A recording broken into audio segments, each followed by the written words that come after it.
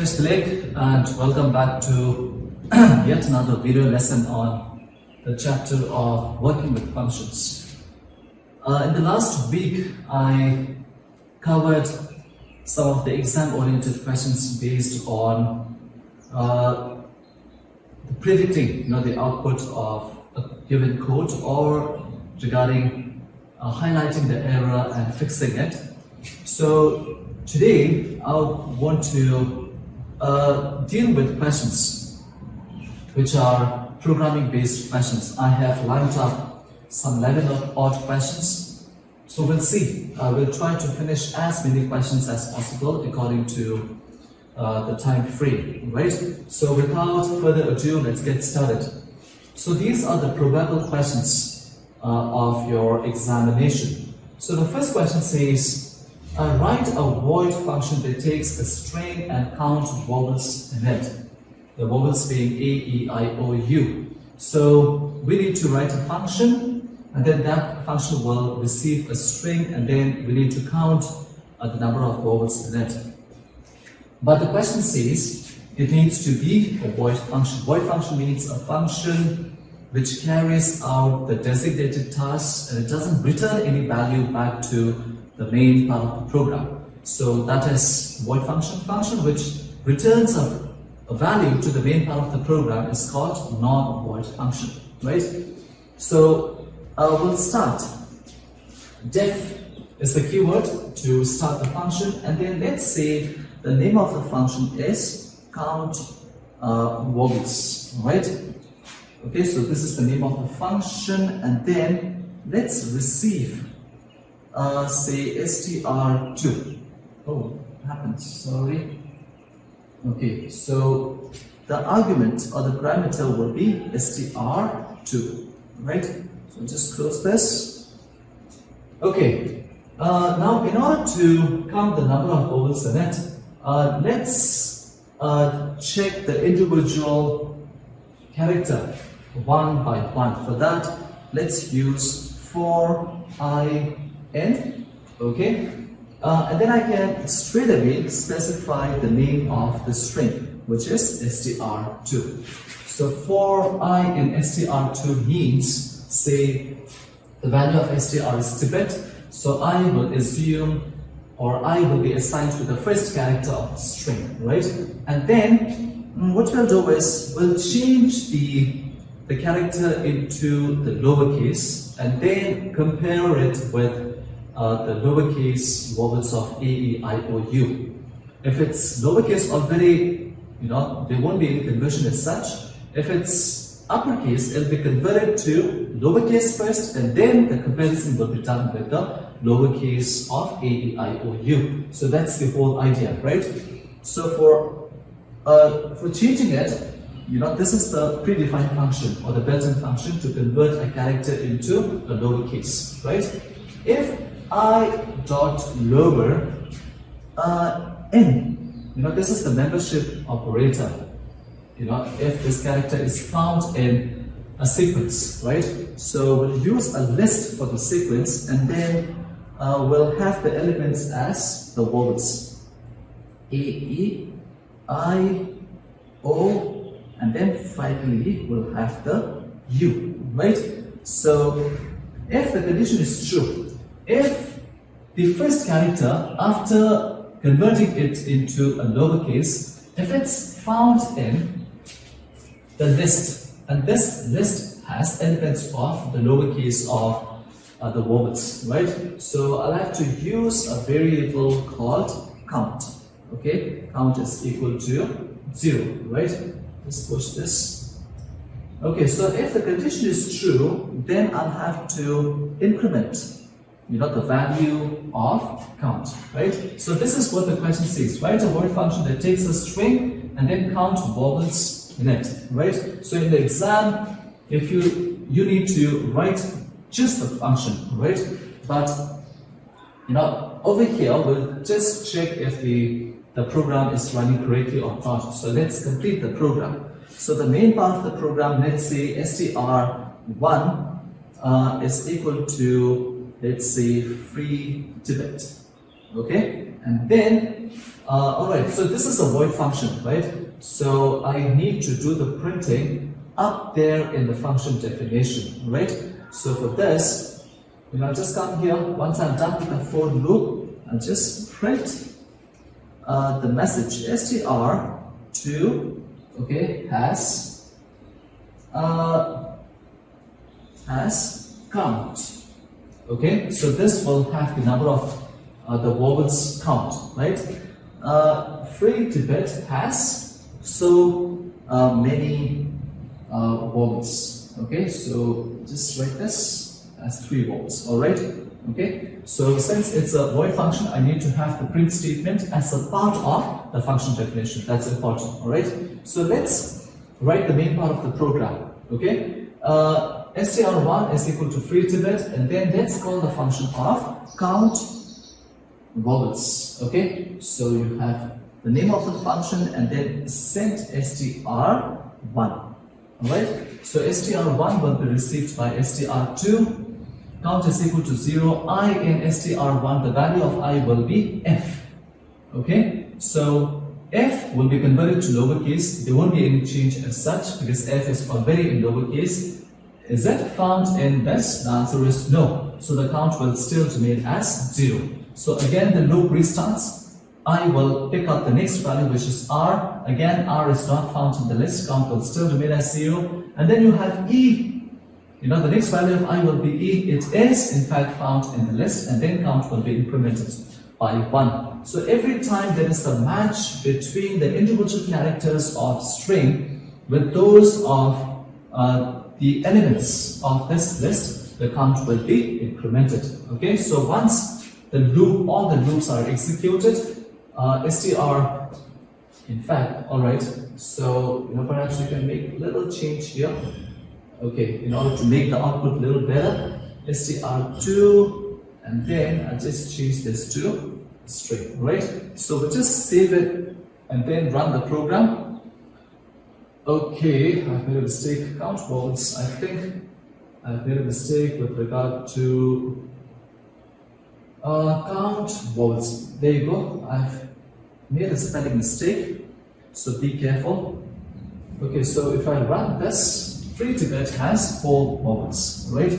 So you have 2e, 1, 2, I, and then you have e. 1, 2, 3, 4. So the answer should be, it has a total vowels count of 4, right? So in the exam, you just need to write the function definition. This is all that is required, okay? Based on the question, write a void function. So if you want, you can complete the code with the main part of the program, okay? So this is how you write the program for the first question. So let's change it to comment and then get on with the next question. Okay, so what do we have next? Okay, now the next question is, okay, write a function that receives a decimal number and converts it into the binary and octal equivalent. If 8 is passed to the function, if the argument, right, then the octal should be printed, or if no parameter is passed, the binary should be printed. So this function will receive a decimal number. Decimal number means a number system with a base of 10. The numbers which we human use, which starts from 0 and finishes at 9. So it has a base of 10. So your function definition should be converting the decimal number to binary by default, right? Otherwise, if you send 8, the second argument, the decimal number should be converted to octal number system. So I hope you do remember the conversion techniques which you have learned in class 11, right? But if you do not, but don't worry. Okay, so let's get started. Let's say the name of the function is dig to bin and out, right? So the name of the function is decimal to bin, and then you have out. So this is the name of the function, and then let's have the n, which will receive the decimal number, and then we'll have to set the default value of base to 2. So if we do not set the value of b, then this particular function should convert the decimal number system to binary. Otherwise, if you have 8, then it should be converted to octal numbering system, right? So let's get started. Okay, you have something like this. Okay, now the next step is, I hope you remember, when you want to convert the decimal number system to binary number system, we'll have to divide by 2. If you divide by 2, the possible remainders are 0 and 1. And 0 and 1 are the numbers what make up the binary number system, right? So just write here bin, okay? Right, so just write here bin, and then bin, sorry, we cannot write this. So let's say binary, right? Say, okay, num string, write something like this, okay? And then I'll just leave it empty, and then I will run a group, okay? I need to run a loop because I need to keep dividing that number by b. B in this case is 2. If you send 8 up there, then the value of b will be replaced with 8, right? So let's use a while loop while n is greater than 0. Okay, as long as the value of n is greater than 0, I need to keep dividing the decimal number by 2, okay, or 8. So the next statement will be num string equal to num string plus, alright? And then what I do is I have to convert, or first, I need to divide n modulus, and then you have b, right? Sorry, b. So n is the decimal number system, right? So this has to be divided by the 2. If I'm not sending 8, the value of b will be 2. So the decimal number system will be divided by 2, and then the remainder will be concatenated with the string variable of num string. But the problem here is when I get the result, here, the result is an integer. So you cannot add integer with a string. So what I have to do is I have to convert this. str is the function which converts the integer to a string. Okay, so which means now I can concatenate the two strings, right? Otherwise, if you do not have str, the program will report an error. Okay, now once I've done with this, so this will go on and on. Let's say if you want to convert 7, let's say if you want to convert, let's say we'll keep it to 6. Okay, just write this. 2 times 3 is how much? 6. The remainder is 0. Alright? So 2 times 1 is 2. The remainder is 1. Okay? So, you need to go upward, and the answer should be 1, 1, 0. Right? But the thing about here is, let's say the value of n is how much? 6. Alright? 6 modulus 2. 6 modulus 2. The remainder is 0. So 0 will be concatenated onto the num string. So you will have 0, and then followed by the next number. I have to convert. The 6 into 3, right? So for this, what I do is n is equal to n divided by 2, right? So 6 divided by 2, the quotient is how much? 3. Okay, so again 3 is greater than 0, the condition is true. 3 will now be divided by 2, right? The remainder is 1, 1 will be concatenated with 0, so it will be 0, 1, okay, 0, 1, and then finally 3 divided by 2 is how much? The quotient is 1, 1 is greater than 0, the condition is true. 1 modulus 2, the remainder will be 1, Okay, and then earlier you had 0, 1, remember? So this time it will be 0, 1 plus 1 is 0, 1, 1. But the answer is 1, 1, 0. So at the moment in the num string, what do I have here is 0, 1, 1. But the answer should be 1, 1, 0. So I need to reverse the string, right? But it cannot be 2, it has to be B. So the value of B could either be 2 or it could be 8. Remember? Okay, so now we have done this already. So I'm just hurrying up a little bit. Let's return the value of num string. Okay, but for that, perhaps I could do it like this. I can use the string slicing. If you remember, return a num string, right? Return num string, and then you have colon, and then say minus 1.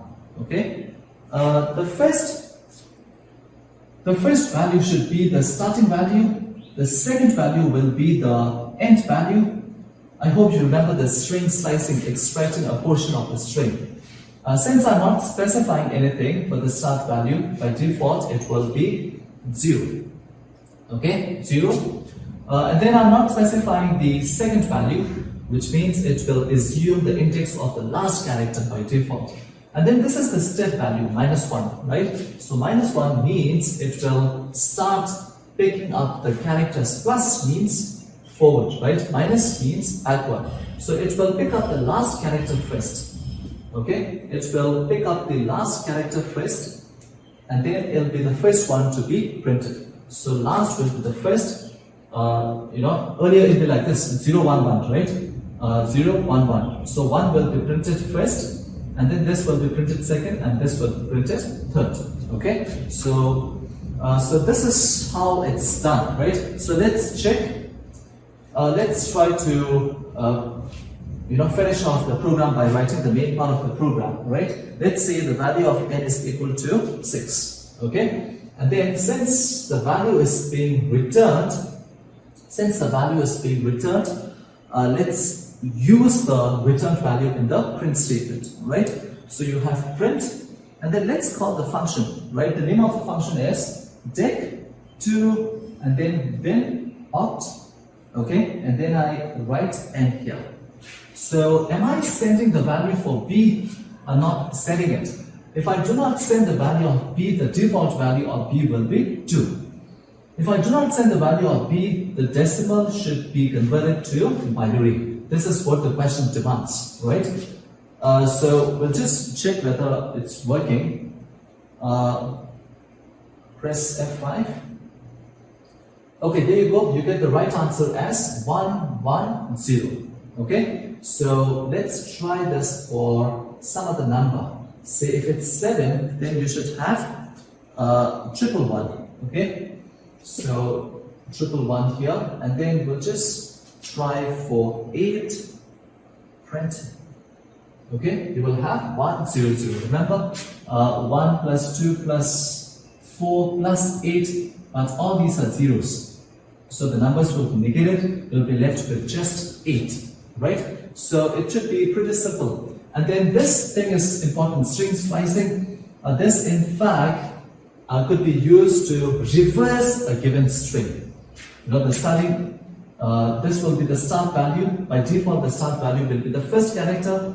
The second value will be the end, the last character by default if you do not specify. And then minus 1 is the step value, which will help us to pick up the characters backward.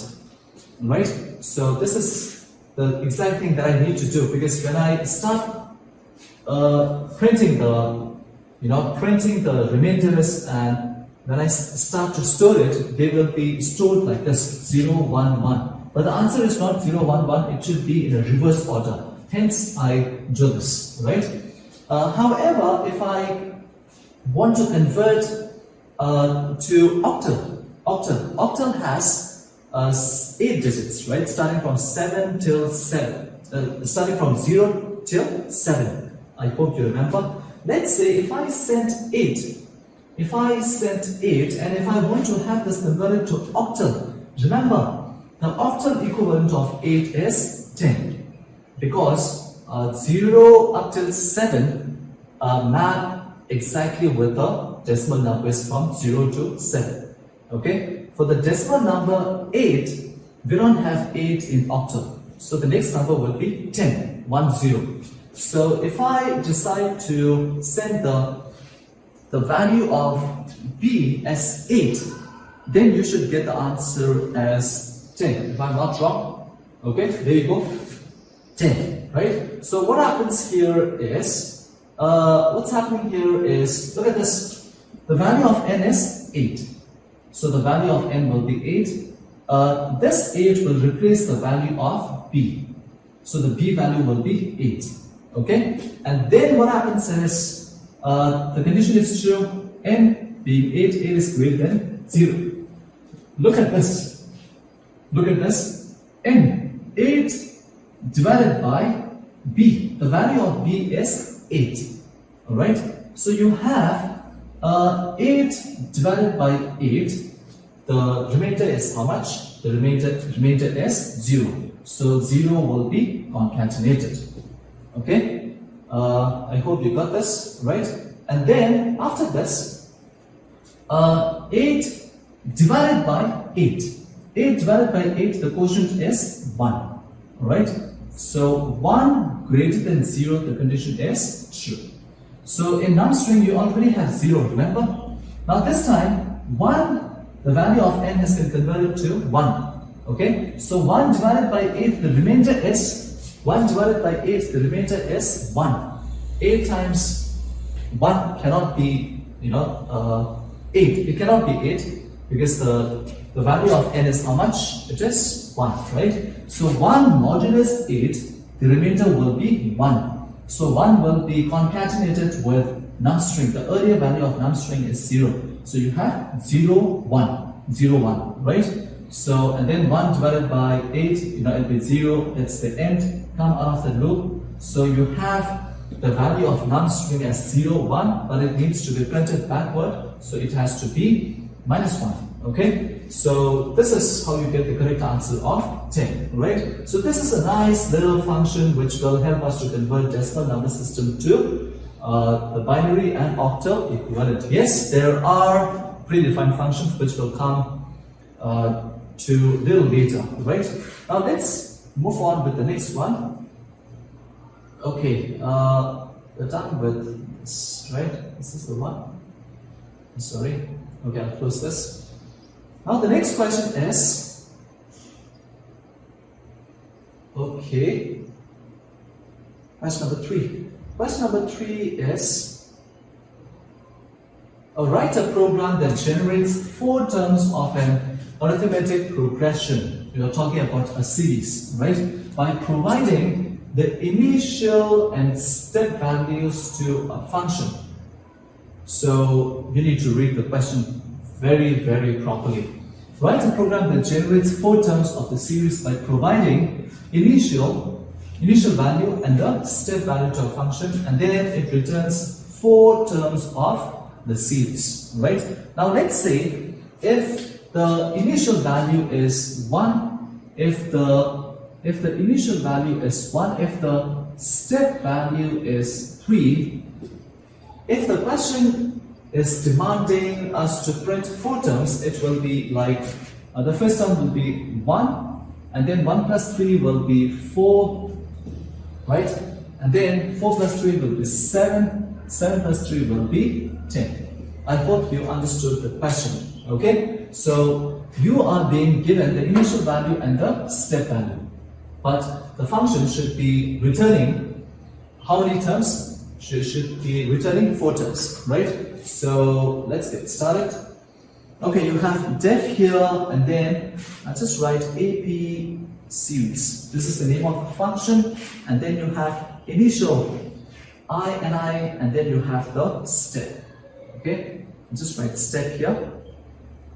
Okay, so this should be pretty simple. I need to return how many terms? I need to return 4 terms. And then remember, unlike in other programming languages, Python programming language is very much capable of returning more than 1 values. Okay, I've taught you this already. So return. The first term that has to be returned is the II itself. Okay, so this should be pretty simple, right? So the first value will be the first value of initial value is the first term itself. Now the next one will be INI plus step, okay, plus ST. This is 1 and this is 3. This is 1 and this is 3, right? So 1 will be returned and then 1 plus 3 will be 4. Okay, you have 4 here. And then how do you get the next one is you have INI, okay, plus and then 2 multiplied by step. Okay, I hope you got this. Now the next one will be INI 1 plus the value of step is how much? 3. 2 times 3 is 6. 6 plus 1 is 7. So the 7 will be the third term to be returned. And then finally, you will have INI plus you have 3 multiplied by ST.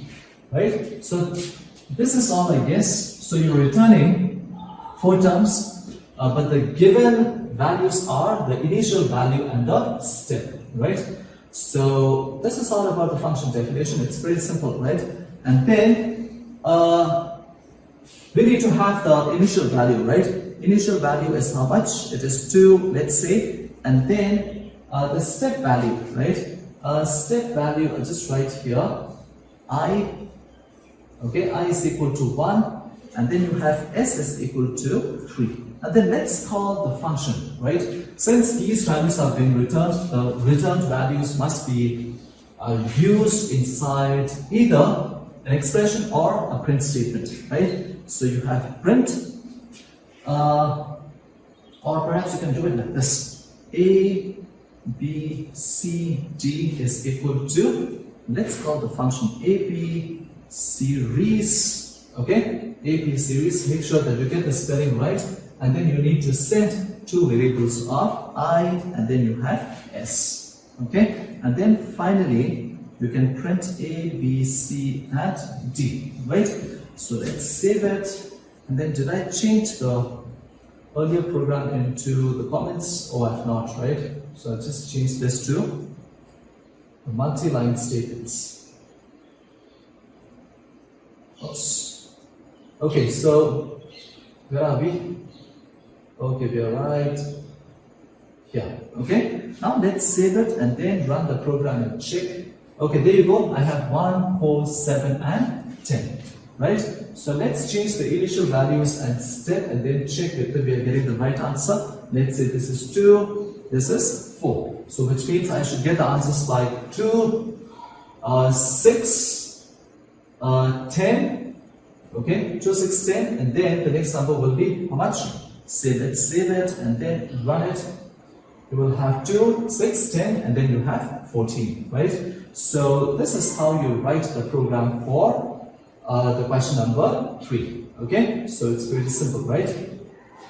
Now let's go and pick up the next question. I'll just change this to comment. Okay, I'll just save this, and then what do we have here?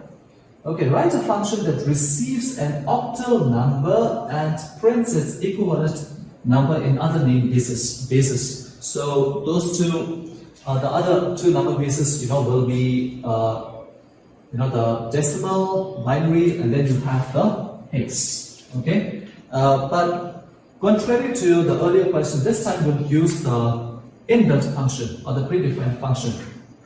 Okay, so let's get started. The name of the function will be def, let's say oct to others. This is going to be the name of the function, and then we'll have to receive the number in the form of octal number. Now be careful, when I say octal number, you cannot have the numbers apart from the range of 0 to 7. Remember, you cannot send 8 because 8 is not an octal digit. The numbers that you send must lie within the range of 0 to 7. Okay, so be careful. And then I'll just write here ON, which means octal number. Okay, so I'll just say print the past octal number is, okay, ON. Now, what we'll do is we'll convert the octal number into the decimal number system using an inbuilt function.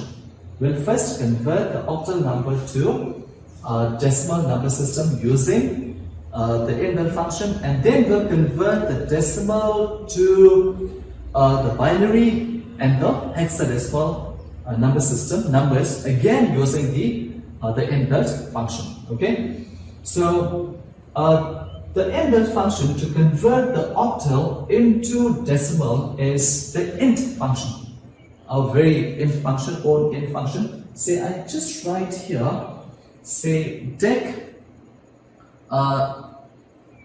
dec string, dec str equals, okay, and then I have this int function. Do you remember this int function? Say if I have something like this, okay, if I have something like this, what's happening here is this string is converted into the integer value. So this 10 string will be converted to 10, which is a decimal number system. Understood? However, if I set the value for the second argument, so by default, that means if you do not set it, the string will be converted to a decimal number system. Alright? So this will be treated as a decimal number system if you do not set any argument. So, however, if I set like this, if I mention the second argument as 8, which means this 10, okay, will be treated as an octal system, octal numbering system. Even though it's a string, but when this is converted to decimal number system, this will be treated as octal. If you do not set any argument by default, it will be treated as, it will be considered as the decimal number system. Okay, but now the problem in the sense, now let's say I have here int, and then this on has an octal number, right? But this is an integer. But in the int function, it cannot have the integer argument, because you're converting this to integers, so it better has to be in the form of string, right? So you will have str, and then I write here n, okay, and this particular numbering system has to be an octal. Okay, I hope you understood this. This is on, right? So in short, what's happening? Is this is an octal number, right? Let's see if I write here 10. This 10 will be converted to string 10, okay? String 10, because integer function is used to convert string to integer. So it has to be first converted to string 10, and then while converting it, this number system has to be treated as octal. Okay, it has to be treated as octal, right? Otherwise, if you do not specify this, this will be treated as a decimal number system. Okay, so while converting it, if I have something like this, what happens is, if I do not have 8 here, 10 will be converted as 10.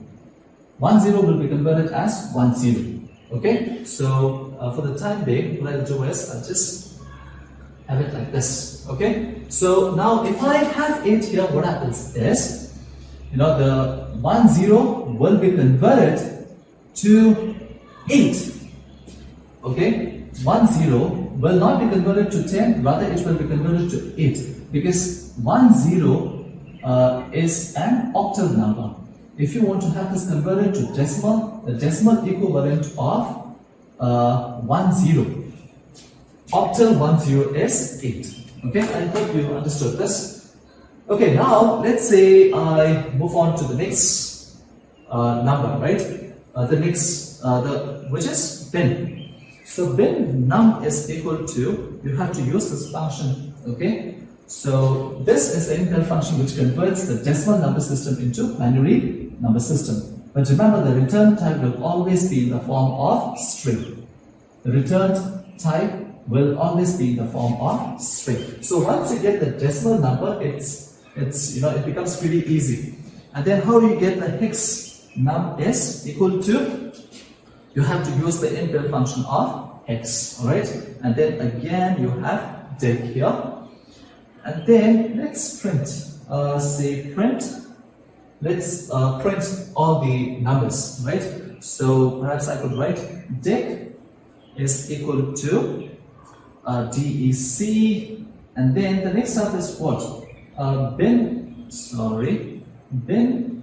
is equal to, the name of the variable is bin num, right? And then finally the hex is equal to, you will have the hex num, okay? That's it, I guess. So I'll just come to this once again. So let's go and call the function, right?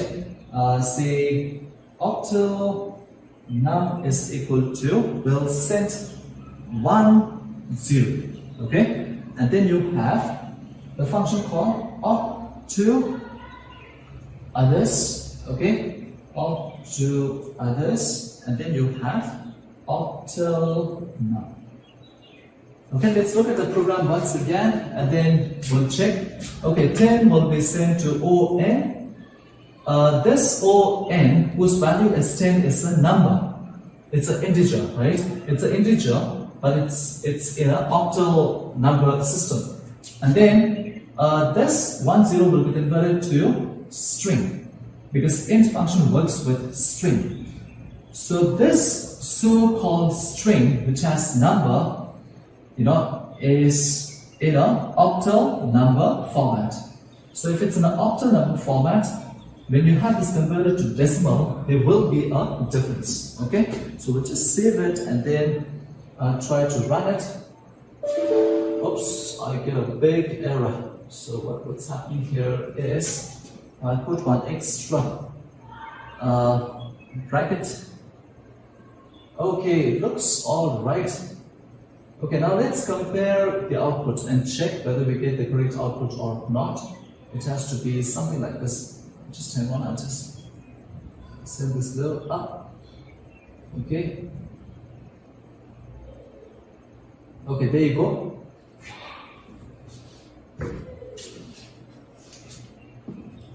Okay, so look at this. This 10, which is a string, is an octal format. And we convert it to decimal number system, right? So 8, the decimal equivalent of octal 8 is 10. Right? Okay, sorry. The decimal equivalent is 10, right? So ON, which is 10, will be converted to STR, and then the decimal equivalent is how much? 8.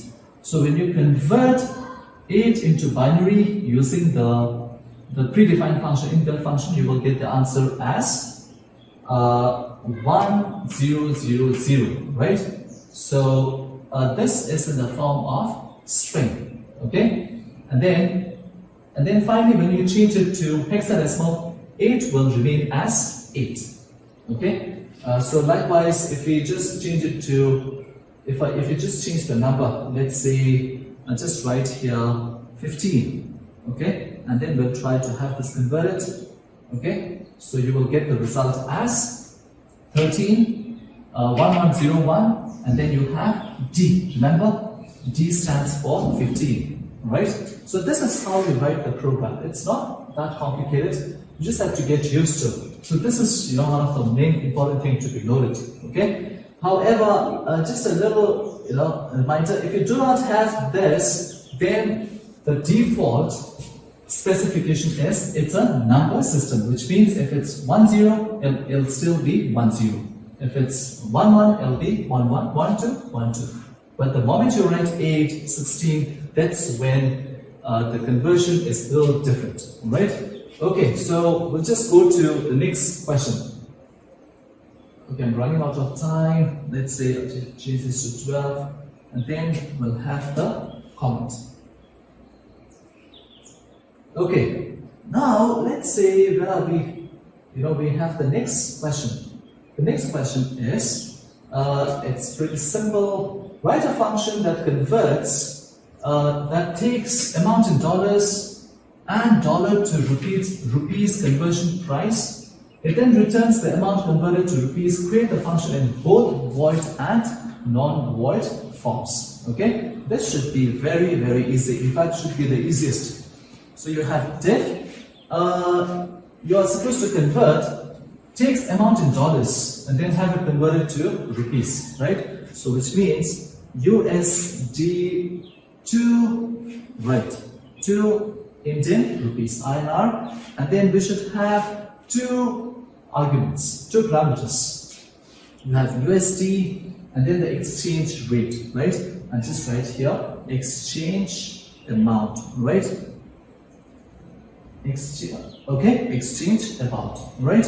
So these are the two arguments. So you're asked to write in void function and non-void function, right? So if it's void function, you should have the print statement. Very simple. You should have the print statement and then print. Perhaps you could just have USD and then multiply by XAMT. That's it. Very simple, right? And then come down and then complete the main part of the program. If it's a void function, it does its work and then just the function call is enough. Say USD is equal to 100 and then the exchange amount is, let's say, 75, I'm not very sure. And then let's call the function USD to INR and then set both the arguments, right? You have USD and then you have the exchange, right? Okay, very simple. And then let's save this and then we'll just run it real quick. You will have 7,500, right? So if you want to change it to non-void, what you do is you just have return statement, right? So the returned value will replace the function call and that has to be used either in the expression or along with the print statement. This is all that is required.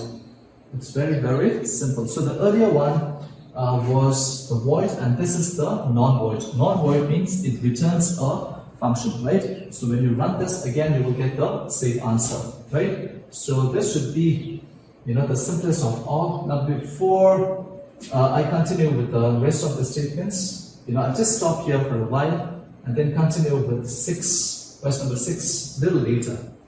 Okay?